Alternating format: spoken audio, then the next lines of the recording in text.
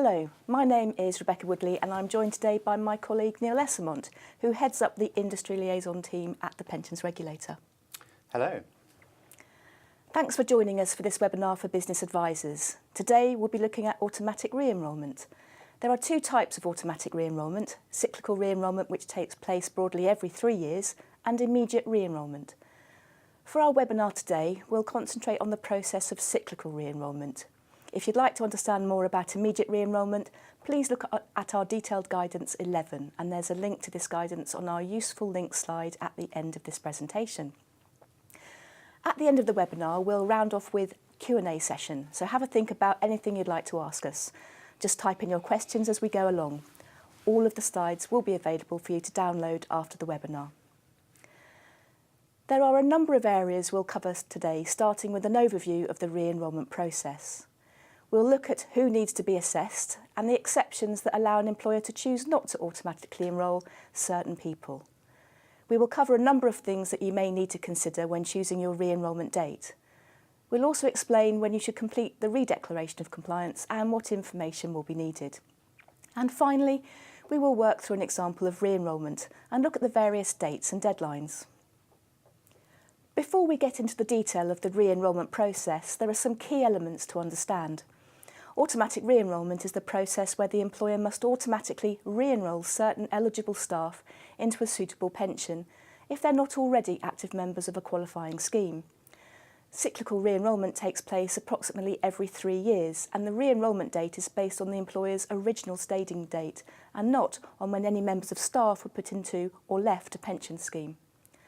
There is some flexibility though, as employers can choose a cyclical re-enrolment date that falls anywhere within a 6-month window, and it's the employer's responsibility to select their re-enrolment date. A key characteristic of re-enrolment is that, unlike the normal pay period monitoring and assessment process, postponement cannot be used. As you will see later on, this can be important when considering the re-enrolment date to be selected. It's also important to understand that cyclical re-enrolment takes place alongside the normal pay period monitoring and assessment process that will occur every pay period, including the one in which the cyclical re-enrolment date falls. Finally, as with the original staging date process, it's important to plan ahead to ensure re-enrolment runs smoothly. First of all though, it's worth thinking about how cyclical re-enrolment fits in with the other employer duties. After the staging date, employers will have to assess, every pay period, any worker who is not already an active member of a qualifying pension scheme and is not under postponement or the transitional period. The transitional period is like a long period of postponement which lasts until the 30th of September 2017, but it's fairly rare as it was only available to employers on their staging date if they had any staff who were eligible to join their final salary or career average pension scheme. Workers assessed as eligible would then need to be automatically enrolled or postponed. However, the employer does not have to assess any staff who have previously been automatically enrolled or who have previously been an active member of a qualifying scheme and, at some point from the employer's staging date onwards, were eligible to be automatically enrolled whilst a member of the scheme. These workers should be left until the next cyclical re-enrolment date. So, in summary, this table has a number of different situations for staff and shows if and when they need to be assessed.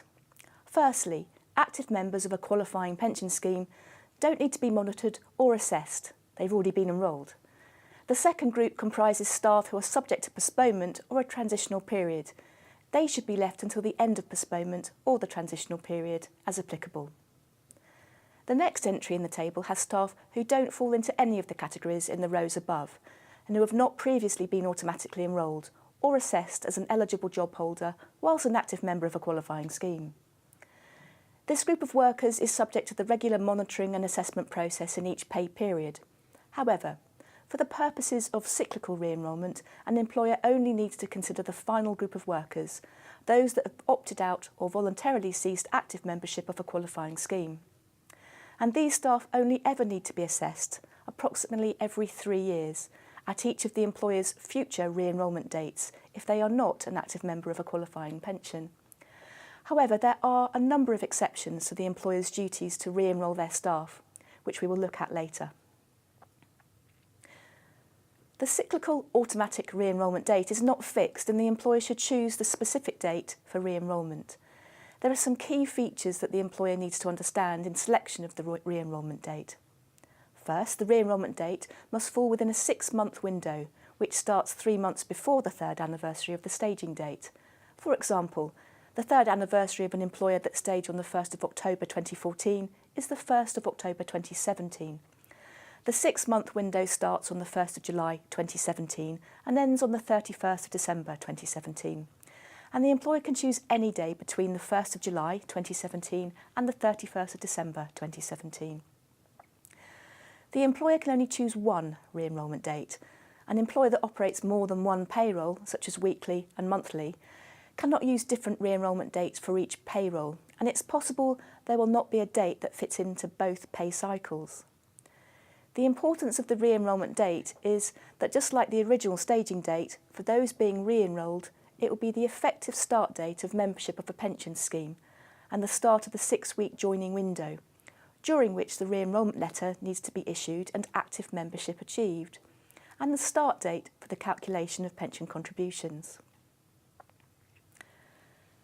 There are a number of considerations for the employer in selecting the date, and these should be carefully thought through as part of the preparation for re-enrolment. As we've explained, the re-enrolment date will be the start date for the calculation of pension scheme contributions. If a re-enrolment date is selected that falls partway through a pay reference period, this may require pension contributions to be calculated from the re-enrolment date to the end of the pay reference period.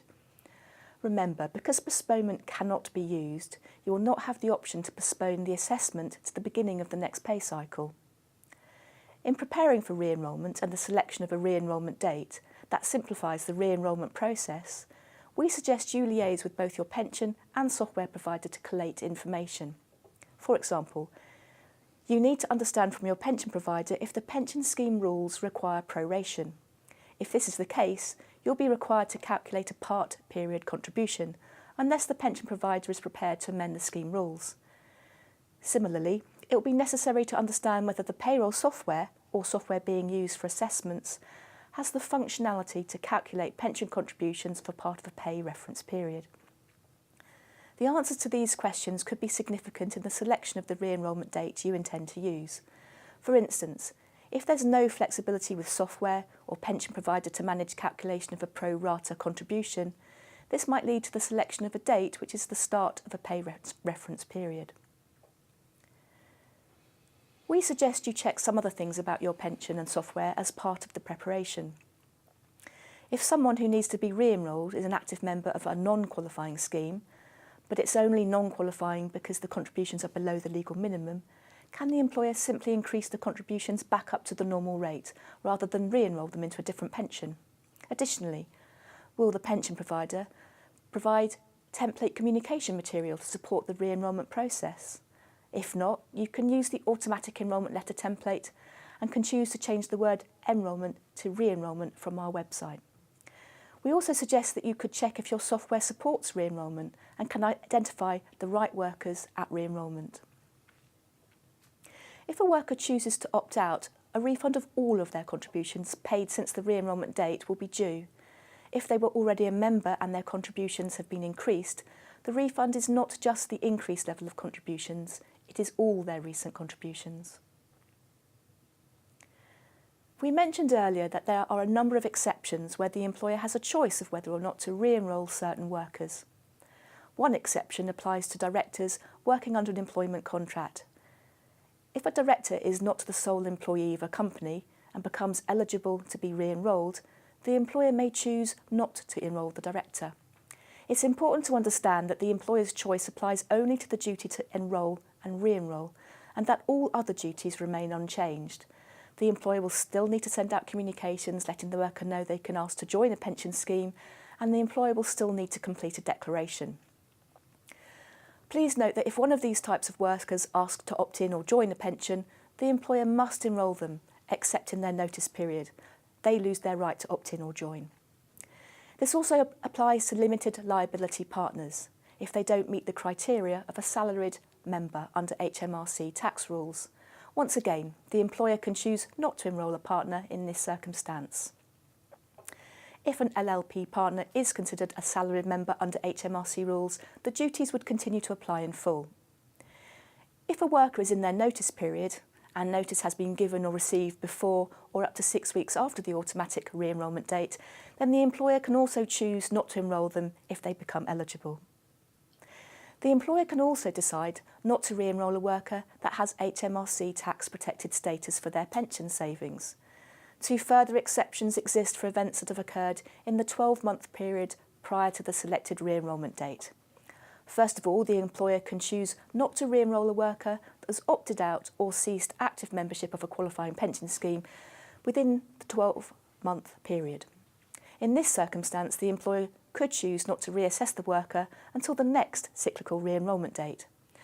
The second scenario is less common but concerns a worker that has received a winding up lump sum payment from an occupational pension scheme and subsequently rejoined the employer. Once again, if this happens within a 12-month period prior to the re-enrolment date, the employer can choose not to re-enrol the worker. So in summary, these are areas in which the employer needs to first of all identify if they have any workers that these exceptions could apply to, and then decide whether or not to apply the exceptions available. The employer is required to complete a redeclaration of compliance following the re-enrolment process. This is similar to the declaration of compliance that the employer was required to complete following the original staging date. The redeclaration must be completed for the first redeclaration by 5 months after the 3rd anniversary of the staging date. For subsequent redeclarations by 5 months after the 3rd anniversary of the previous cyclical re-enrolment date. The redeclaration can be completed on or after the cyclical re-enrolment date, and remember, postponement cannot be used for re-enrolment. Don't wait until the deadline. Do the declaration as soon as you've run payroll and completed the assessment, or you may forget. Even if there's no one to re-enrol, the employer still needs to select a re-enrolment date and complete the redeclaration of compliance. As part of the redeclaration process, the employer is required to tell us what their chosen re-enrolment date is. In order to complete the redeclaration of compliance, the following information should be collated: the chosen automatic re-enrolment date, the number of workers re-enrolled per scheme, the number of workers already in a qualifying pension scheme, workers in a transitional period if this has been applied, the number of other workers, such as those not in any of the above categories, and this could include workers who have been automatically enrolled for the first time, and the total number of workers which should comprise the totals in the previous 4 groups. We'll now look at the example of how the selection of the re-enrolment date works in practice. In this example, we have an original staging date of the 1st of October 2014, so the 3rd anniversary of the staging date is the 1st of October 2017. The employer can select a re-enrolment date on any day in a 6-month window, 3 months either side of the 3rd anniversary, so starting on the 1st of July 2017 and ending on the 31st of December 2017. In this example, the employer selects a re-enrolment date of the 10th of December 2017. Remember, this is the re-enrolment date that will apply to all of the employer's staff, irrespective of how often they are paid or which payroll they are on. Based on the date selected, 12 months prior to the cyclical re-enrolment date of the 11th of December 2016 will determine which staff may not have been re-enrolled. The employer must re-enrol workers that opted out or ceased membership of a qualifying scheme before the 11th of December 2016. However, for any workers that opted out or ceased membership of a qualifying scheme in the period between the 11th of December and the 10th of December 2017 who meet the age and earnings criteria and are eligible to be re-enrolled, it is the employer's choice whether or not to re-enrol them. Finally, the deadline for completion of the redeclaration of compliance will be the 28th of February 2018. This is 5 months after the 3rd anniversary of the original staging date. We've said you'll need to do some preparatory work in advance of re-enrolment. Please ensure that we have up-to-date contact details for the employer. This should be the person who's responsible for the re-enrolment duties. We often find that these details have changed since the staging date, and it's important that we send the right information to the right person. Those who are acting as an agent for their clients' duties and have nominated themselves as a secondary point of contact should also check that their details are up to date. Check if the pension scheme or schemes require proration for members enrolled partway through a period. Most pension schemes designed to support automatic enrolment do not require this. Check if your software or service provider supports re-enrolment. If the pension does require proration, can you pick a re-enrolment date that starts at the beginning of all your pay cycle pay reference periods? If not, then can your software calculate the prorated contributions, or would this need to be done manually? Identify workers to whom exceptions could apply and how these exceptions will be applied in practice. Decide if you'll include or exclude staff that opted out or cease membership of a qualifying pension scheme within 12 months of the re-enrolment date. You'll need to issue the staff enrolment letters, emails, and ensure active membership of the pension scheme is achieved within the 6 weeks joining window, which starts on the chosen re-enrolment date. Finally, you'll need to complete the redeclaration of compliance within 5 months of the 3rd anniversary of staging or the previous re-enrolment date. Let's look at the latest published statistics for re-enrolment. At the end of January 2017, over 7,600 employers had completed their redeclaration of compliance, covering a workforce of 14 million. This has resulted in the re-enrolment of 351,000 workers into a workplace pension. Over the calendar year, we'll have a combination of employers staging for the first time, as well as employers reaching their re-enrolment date. So for many business advisors, 2017 will be a very busy year. We will now give you a couple of minutes to send in your questions and we'll have a look at them then.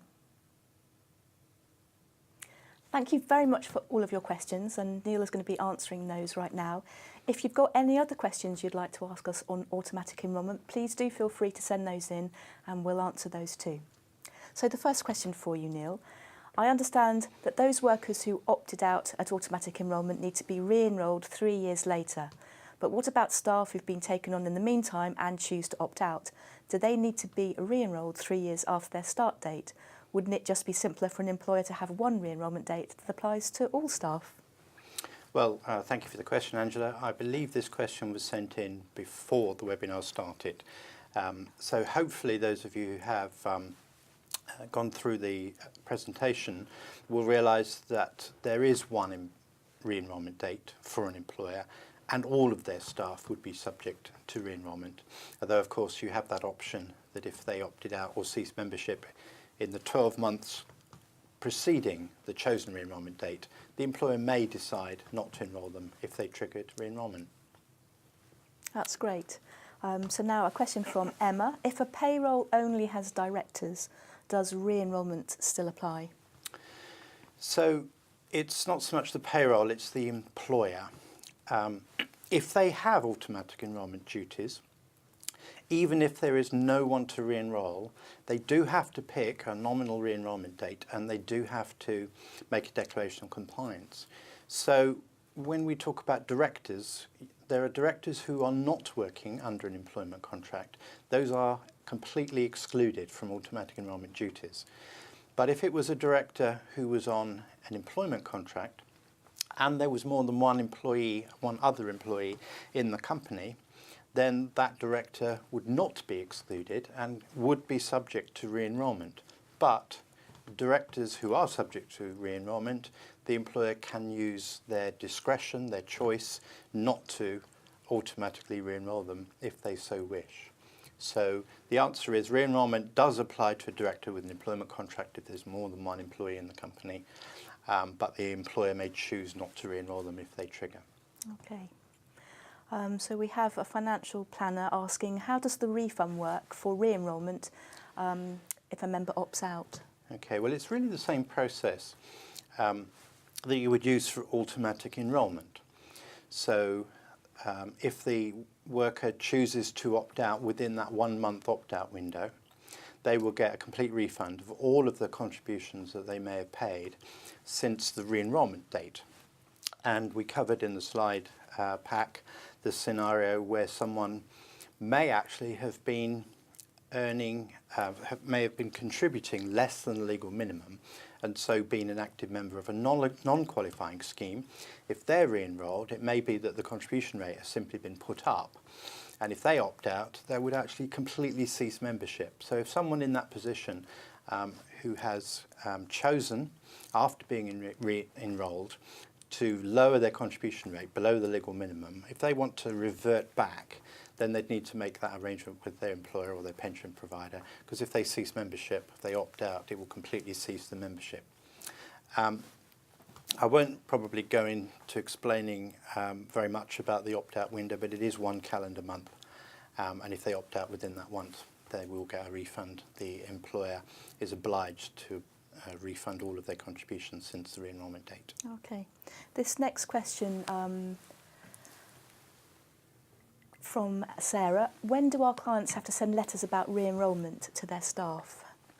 Well, in reality, because we're talking about staff who've previously been in a pension, they should have already had a letter if they staged very early on, because the original legislation said they need to be told that automatic enrolment wouldn't affect them.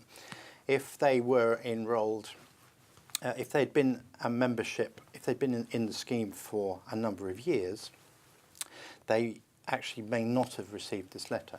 So on re-enrolment, the primary communication requirement is to tell the people being re-enrolled that they are being re-enrolled into a pension scheme. Everyone else, you don't really need to tell them. So if you choose not to re-enroll an employed director, you don't need to tell them that, because there's no additional statutory requirement. So really it's about the re-enrolment letter itself. And you've got 6 weeks from the date, the chosen re-enrolment date, to actually send those letters. Okay. This next question, do I or my client have to wait 5 months to declare after assessing for re-enrolment? This may be someone who joined the webinar a little late, because yes, absolutely.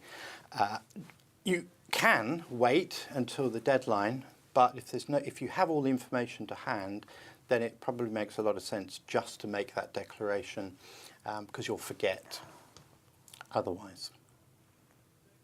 Okay, so a question from Malcolm. If a member stops contributing, is their re-enrolment date 3 years after that date?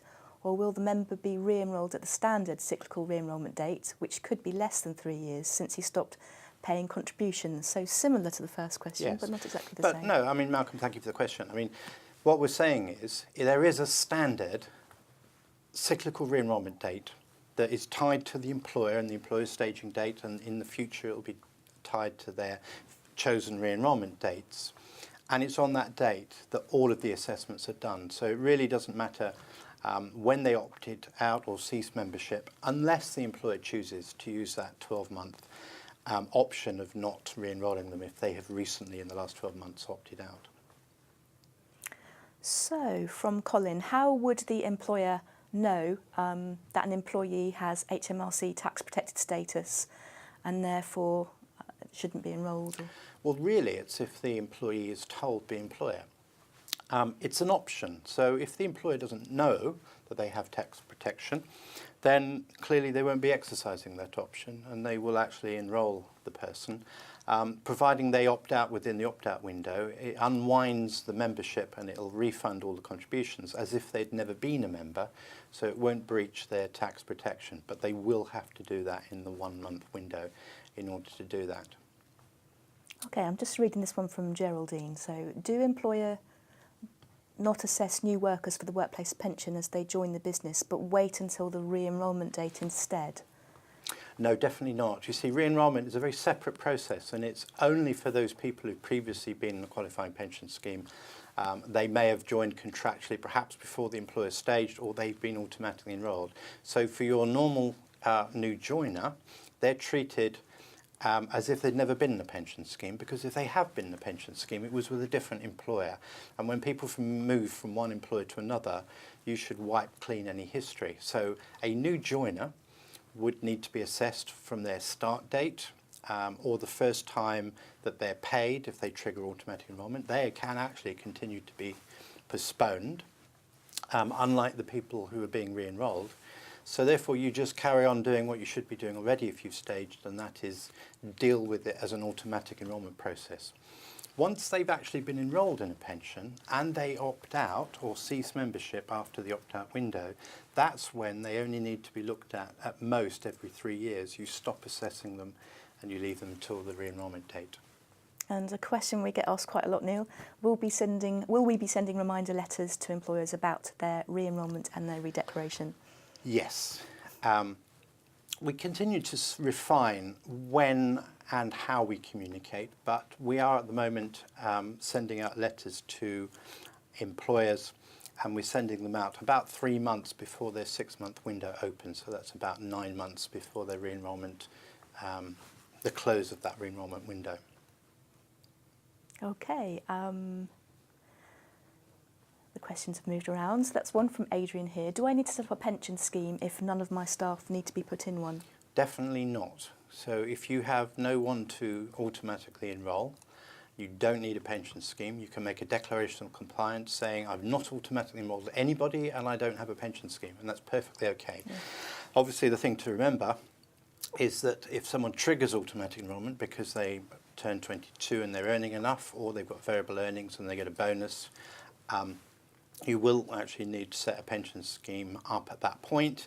They could also opt in, and if they're earning above the lower earnings threshold, they would be in the category that would mean they would need to be automatically enrolled because they've asked to opt in. And again, you would need an automatic enrolment pension at that point. So, questions on directors are always very popular. This one from Robin. If there is a limited company consisting just of employed directors, do they need to be automatically enrolled if they meet the age and earnings criteria? Okay, well that's plural employed directors, so that means there's more than one employee in the company. So all of those employed directors are subject to automatic enrolment, which means they have the right to opt in or join a pension, and the difference will be depending on how much they're earning. If they're earning above the lower earnings threshold, they have the right to opt in to an automatic enrolment scheme. But the company can choose not to automatically enrol or re-enrol any employed director who is subject to automatic enrolment and does trigger automatic enrolment or re-enrolment. So the answer would be no, unless they ask to opt in to a pension. And a question from Tiffany. If an employee is only due to work for the employer for one pay period that happens to be over re-enrolment, what can they do? Well, if they mean that the employee is going to be leaving the employer after this payroll, then you could use that discretion not to automatically re-enrol someone who is in their notice period. But if they're talking about someone who's never been automatically enrolled in the past, and you're talking about the automatic enrolment duty, then the same option applies if someone is in their notice period, so either they've given in their notice or they've been given their notice for up to 6 weeks before the automatic enrolment or re-enrolment date, then the company, the employer, can decide not to automatically enrol or re-enrol. And quite unusually, this particular category of workers in these situations don't have the right to opt in if they're in their notice period and the employer has decided not to automatically enrol them. Okay, some honesty from this next. I'm a little confused. Who will be re-enrolling if everyone is already automatically enrolled into a pension scheme? Excellent question. No one. If everyone is already an active member of a qualifying pension scheme, there's nothing to do except make that declaration of recompliance and pick a chosen re-enrolment date and tell us that actually all your people are here in pensions and you've not automatically enrolled anybody. Okay, and another director question for you, Neil. If a director doesn't have a written contract, would we at the regulator decide whether a director has an implied or verbal contract? Well, I like that question too, actually, because we didn't obviously go into the details of contracts on this particular webinar. But we have a statement, a written policy, it's available on our website, that says that if there is no intent by either the director or the company, the organisation, to create an employment relationship between the director and the company, then we're not going to argue with that. So what that means is that it's quite possible that there is employment or tax law that might actually say that they have an implied employment contract, but for the positions of a director and a company, unless there is some compelling evidence to the contrary, we will not gainsay whatever they have decided to do on that front. Okay. But having said that, it's a grey area, so we certainly know of a number of companies who decided that actually there probably is an implied employment contract, and they use that option not to automatically enrol a director, because that's one way they can avoid not automatically enrolling or re-enrolling their directors. Okay, now Lauren says she thinks you've gone over this, but if you could just clarify, does every employer have to do a redeclaration even if no employees are to be re-enrolled?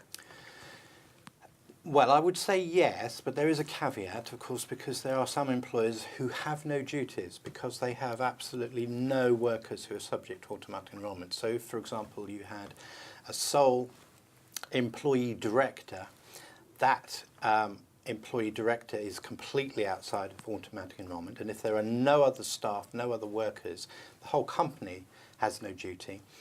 There's a web link on our website that allows organisations to declare that they're not an employer because they have no staff. I mean, you can also declare you're not an employer if the business has gone insolvent, etc. But if the company does have workers, perhaps because they're all in a pension scheme, then they do have to make the redeclaration. But if the company has no duties at all to make a declaration or a redeclaration, that will continue for as long as the organisation has no duties for any worker. That's great, and this is a good one on academies. We have employees who were enrolled in 2014 and are due for re-enrolment in 2017. However, they will all be going into academy status in February 2017. The question is, do we need to enrol the staff again in February 2017 when they become an academy if they're not changing their pay-as-you-earn reference? Okay.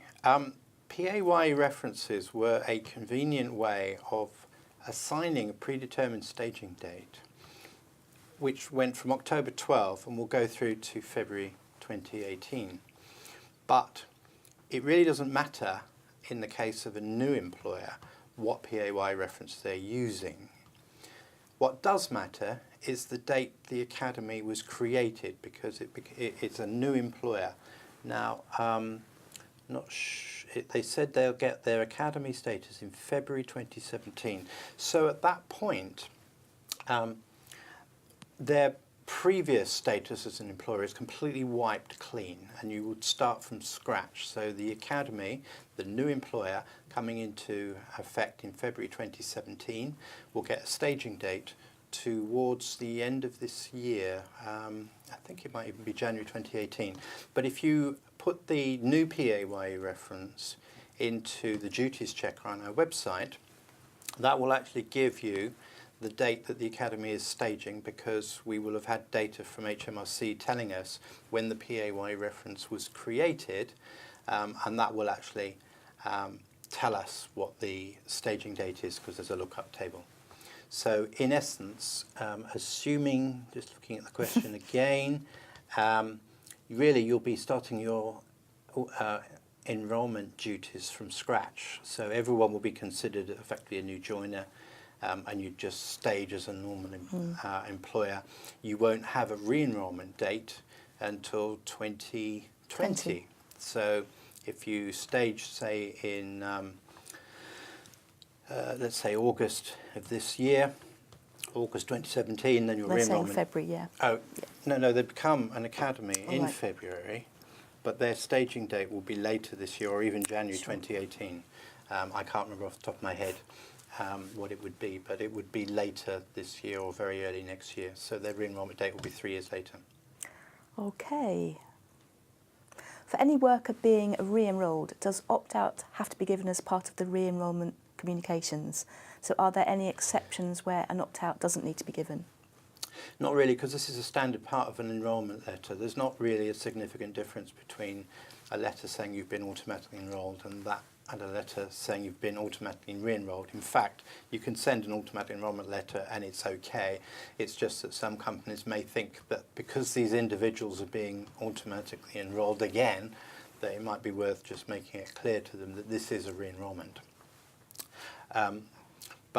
Yes, as part of that enrolment or re-enrollment letter, it's a mandatory requirement that they be told that they have the right to opt out and how to opt out, which would mean whether they have a telephone number or a website address on the pension provider's website, because they should go to the pension provider to initiate that process. So there are no exceptions about opt-outs. Darren asks, if you are contractually re-enrolling people, what category do they fall under for the redeclaration of compliance? Well, a re-declaration of compliance doesn't really ask you about the number of people you're automatically enrolling for the first time. So if you look back at, when you get the slide pack, if you look back at the slide that talks about the information you give us under a re-declaration of compliance, it will be things like the total number of staff that you have, the number of people who are already in a pension scheme, and there'll be other, and under other you would actually have people who may be automatically enrolled in that pay cycle. So the numbers that we're collecting are only the ones that you have automatically re-enrolled. If you contractually enroll someone, then those figures don't apply, because you're not applying the automatic re-enrollment process. So I know that was quite a long answer, but the short answer is no, they would come under other. Okay. A question from David. Does the length of the employee's notice period affect whether or not he or she can be excluded for re-enrolment? For example, if they're on 6 months' notice and resign 3 months before the re-enrolment date? Yes. What we'll do in the slide pack that's available for download is we'll amend that, and we'll put in the back the full details of the exception that applies to people in the notice period. Yeah. It's only if the notice finishes within 6 weeks of the automatic re-enrolment date. So if they've given 6 months or even a year's notice, and they're still going to be working the notice longer than 6 weeks after the chosen re-enrolment date, then you can't apply the exception for people working the notice period, and you would have to automatically re-enroll them. Okay, and a question from Jackie. A client's re-enrolment date is the 1st of May 2017. They are, however, wanting to change pension providers due to administrative issues. How easy is this to achieve? Well, in the interest of time, we didn't cover immediate re-enrolment in this particular webinar. At the back of the pack, under the useful links, we've got a reference to the detailed guide that goes through, in fairly plain English, the immediate and the cyclical re-enrolment duties. Some employers who want to change pension providers, in essence, they stop contributing to the old pension scheme, which makes it non-qualifying. There is a duty to immediately re-enroll all job holders, people who are earning above the lower earnings threshold, into an automatic enrolment scheme. So if they've got their new scheme set up, they would be immediately re-enrolled, so they would start active membership the day after the last day they're an active member of the old pension. Clearly it's quite important to make sure that all the records associated with previous pension membership are kept and are available for record keeping purposes. And as far as the individual is concerned, because it is a re-enrolment, they will get the opportunity, or they need to be given the opportunity to opt out. There are also regulations about if you are making changes to pension schemes, you are likely to have to consult with your staff, with the members, and explain the reasons for the changes. But I'm sure you're probably aware of that already. Okay, if there are 2 or more directors and there are no non-director employees, should there be a declaration of compliance with no employees being enrolled? Or, I guess this means the filling in that I'm not an employer for the purposes of automatic enrolment declaration. Okay, so just to recap, each company, each employer should either say, I'm making a declaration, whether it's staging date or re-enrolment date, depending on the timing, or they say I'm not an employer. So in this case, we've got 2 or more directors or non-director employees. So I'm not entirely sure of the situation. I mean, if there's time, you might be able to put this question back in, but I'll try and talk around it. If 2 or more directors all had no employment contract, then there are no duties for them, okay, because none of them have employment contracts.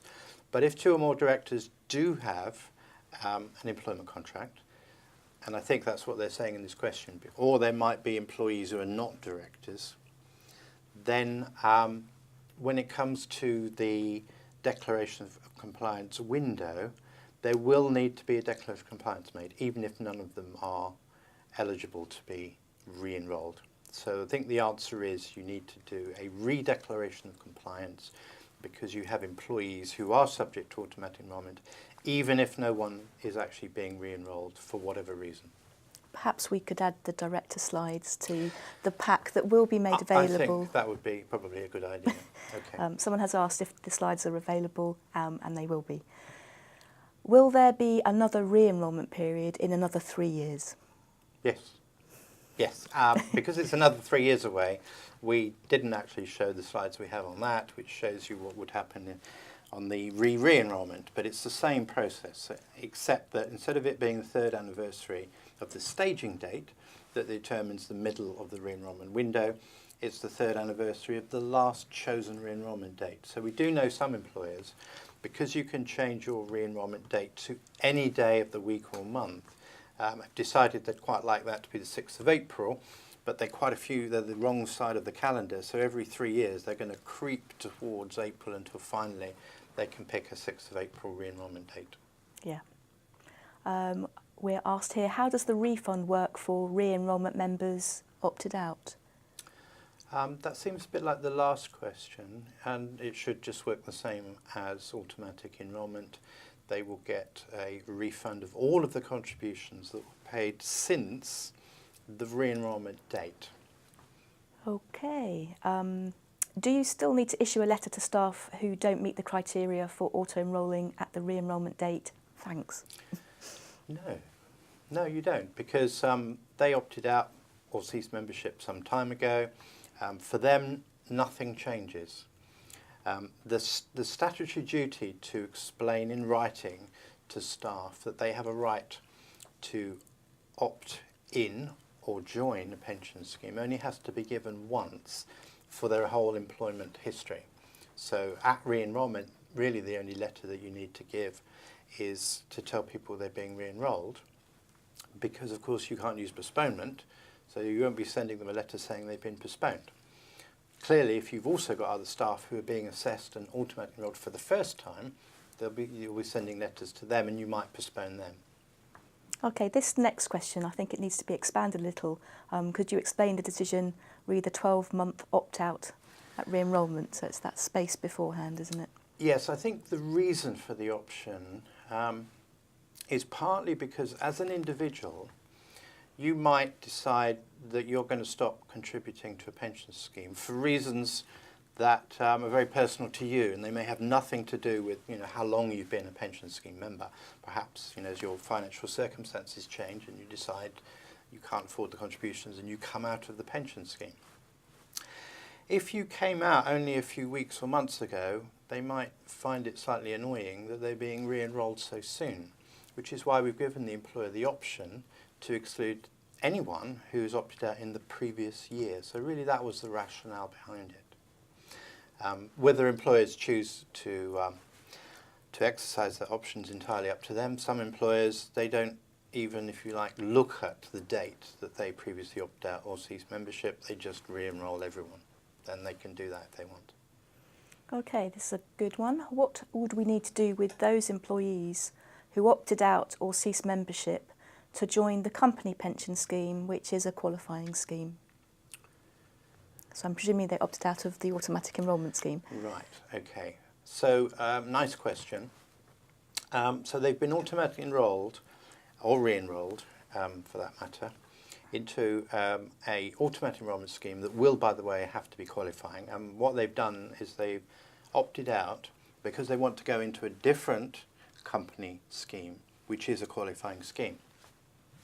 First of all, though I haven't talked about it today, there is an employee safeguard that says an employer may not coerce or induce any of their staff to opt out of a pension scheme, or any of their job holders, those earning above the lower threshold, to cease active membership of a qualifying scheme. If they go from one qualifying scheme to another, that's perfectly okay, not a problem at all. It would only be if they were opting out of a qualifying pension scheme to join a non-qualifying pension scheme that the employer must make very sure that they're not seen to be coercing or inducing those employees to do that. But in this case, if they're both qualifying, there's not a problem.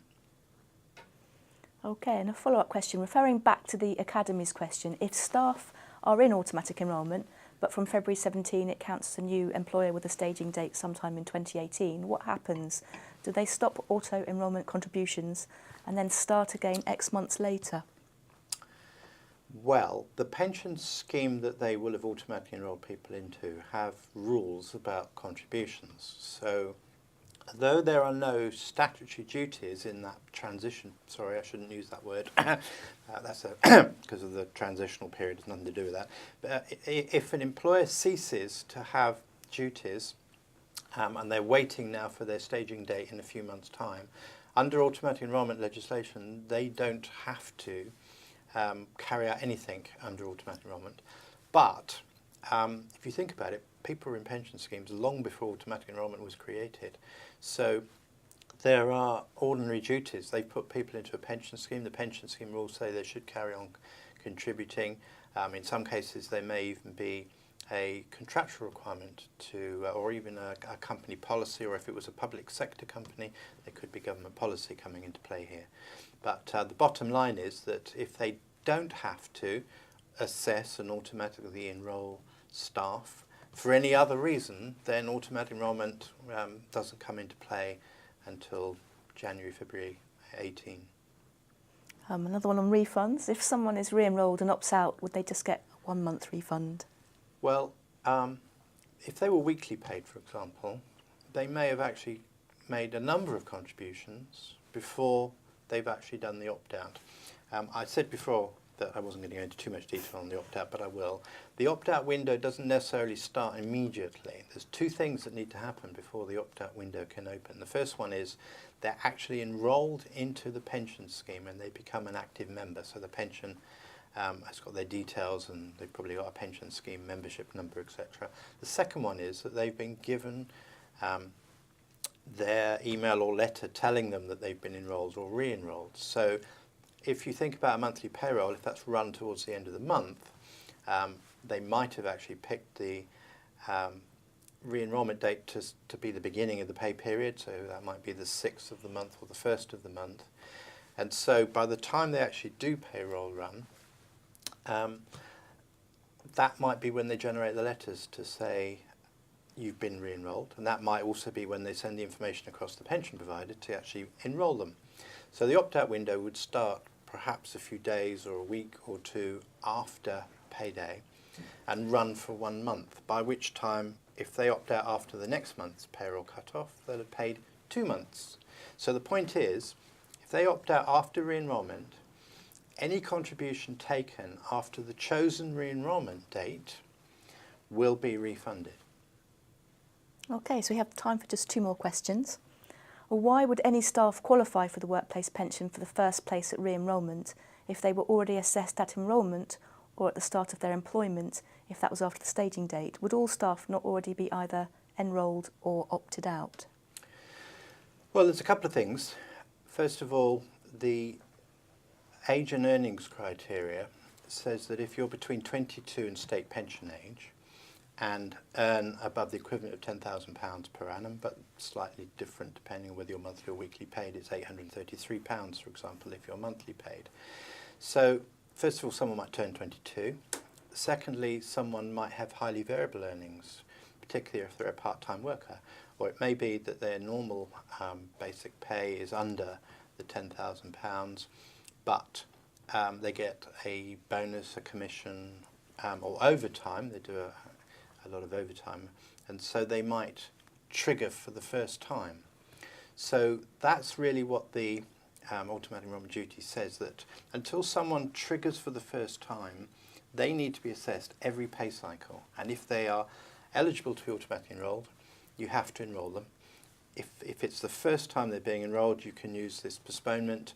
But if at the end of postponement they're eligible again, you can't use postponement a second time at the end of a previous postponement period. There's no further defence. They need to be enrolled. Secondly, when you actually look at re-enrolment, some people may have opted out. Some people may have ceased membership after the opt-out window is closed. They won't get a refund, but they will be able to stop their contributions, and they'll have a pension pot that they can use later in life. So the whole purpose of re-enrolment really is to sweep up those people who've opted out at some point in the future rather than making it indefinite. Okay, and our last question. If a client runs a monthly and a weekly payroll, are they due to re-enrol? Do they need to select a re-enrolment date to align with the payroll processing, or just select a re-enrolment date regardless of payroll processing, as long as it's within the re-enrolment window? It really depends upon whether the employer's pension or pensions that are being used for their members for automatic re-enrolment has a policy of this proration. So most employer pensions set up for automatic enrolment would not require a prorated payment. If you joined in the middle of a month or middle of a week, there would be nothing to pay typically in their first half period, and they would only start paying in a full period afterwards. But if the pension scheme does say you need to make this pro rata payment, then you either need software that will do that calculation, and certainly that's not common in payroll software, but there are other software systems that will calculate it, or you do a manual calculation. But I think it's only the 6th of July in a year where you've got a monthly and a weekly tax period that coincides. It'll be different if you're using calendar month or calendar weekly payroll. So you don't actually have to select any particular re-enrolment date. It's just that it may make it easier if you've got pension schemes that require proration. That's a great range of questions. Thank you very much for sending those in. We've covered more topics than re-enrolment, so we will make sure that those slides are made available to you as well. So if you'd like to understand more about re-enrolment, including immediate re-enrolment, then do look at our detailed guidance number 11, which can be downloaded from the link below. It's been great having so many of you watching today and sending us your questions, and I hope we've been able to reassure you that you're on the right track, or perhaps teach you something that you didn't know. If you haven't already signed up for our news by email, then please do, and if you are already a subscriber, that's great. Please do share the link with any of your colleagues who you think might benefit from it. So to help us to continue to improve, we ask if you could take a few minutes to provide us with some feedback on today's webinar. We'll be sending you an email shortly where you'll find a link to the feedback form and the delegate area where you can download all these supporting slides and, of course, share the link to the webinar with your colleagues. Thank you very much for listening, and goodbye.